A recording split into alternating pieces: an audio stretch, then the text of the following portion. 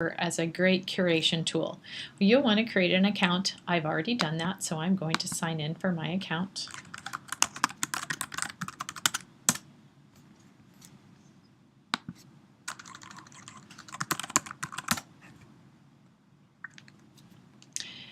And give it a second, and once you've created your account and you're logged in, notice that I know that this is my account because I have my name up here in the top.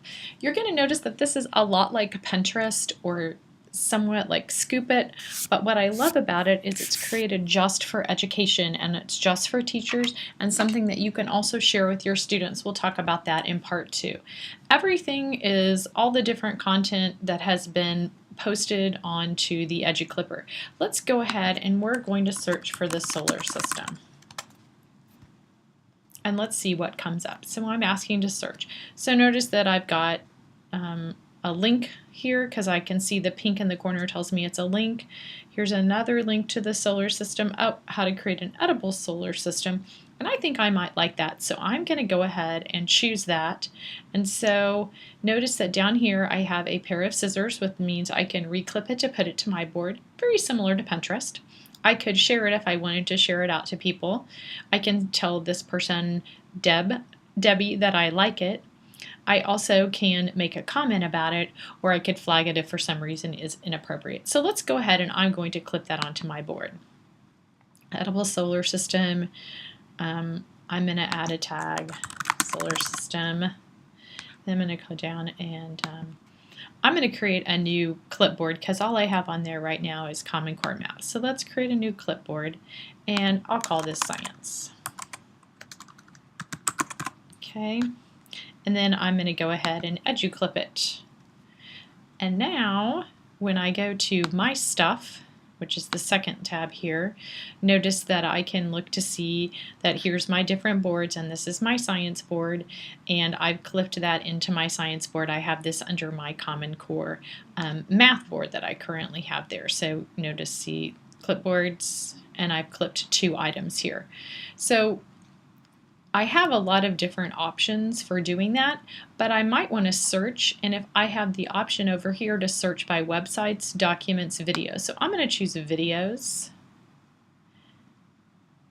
and then up comes some videos. So maybe let's type in blended learning and see what we get when we search for blended learning for videos. Notice I'm still searching for EduClips here, so I'm still searching for videos this time, and up here it's telling me EduClips. And it's taking a second and it's just searching through. So now up comes all the different things that have to do with blended learning that are some videos that I could have. So I could choose Donald Herrera's and I could clip that, and so I can clip that and put it into my board if I would like to as well. So again, I've clicked on just his name to see, and notice that I have the ability to follow him, very similar to Twitter. Also on Pinterest, I know that you can follow. So I could click on follow because I really like a lot of his tools if I wanted to, and so that way I would know when he penned something that had to do with blended learning, because he has a lot of mobile and blended learning things on here. So if that's something I'm very interested in, might be a way for me to follow him and then be able to know what kind of pens. Again, here's the type. So if I wanted to look for just pictures, I could go to images, and I can look for documents and also websites. I can also just click on popular and see what the most popular trending item is. Again, similar to what our Pinterest, it looks like a lot of things are happening on the front page just about EduClip by Adam, and because it's new, and there's a video that you can watch about it as well. So again, everything shows me everything. My stuff is my folders that I have. My contacts, these are people that I have that I am following. I currently don't have anybody on there. And then by type allows me to choose how to take the types, and then up here is for me to search in for my search bar. Notice that up here I have the top one is my profile, and I can edit my profile so I can put in my picture and stuff about me, also in my settings. And then if you want to create classes, I have created a class. You click add a class, and then you can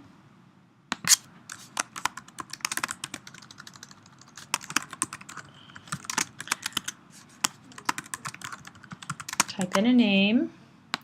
I'm going to call it technology, and then I'm going to click next. You can upload a from a comma deleted item if you'd like to, or I'm just going to choose access code for right now.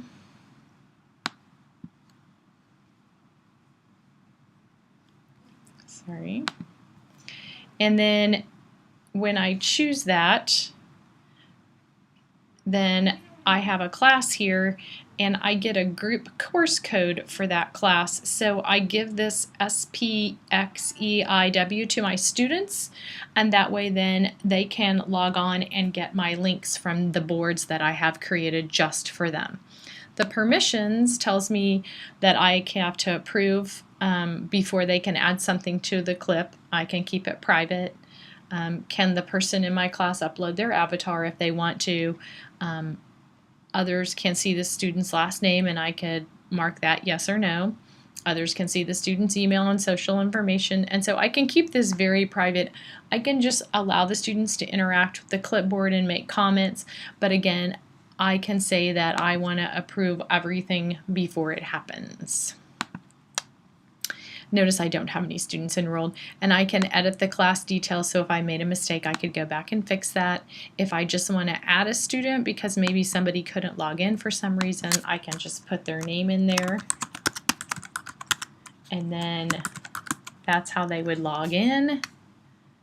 I could send the student the email, or I could just tell them what their login is going to be when they log into the computer, and then I just save that. I can add groups as well, so I could name a group, save that, and then I can add students to my group. I can drag over my students and I can put them into a group, and I could put 2 or 3 in a group and I could save them, and then I would have an interactive group, especially if I wanted to assign different items for them. Then one group could be working on food or clothing, one group could be working on geography, so there's a lot of options with that. This is just kind of the basics of getting started with EduClipper. Again, up here in the corner is a way that I can pull out different items. Notifications, if I want to receive notifications, I can turn those on or off, and this is the way that I log out. Good luck and have fun just getting started with this. We'll dive deeper into this in another session.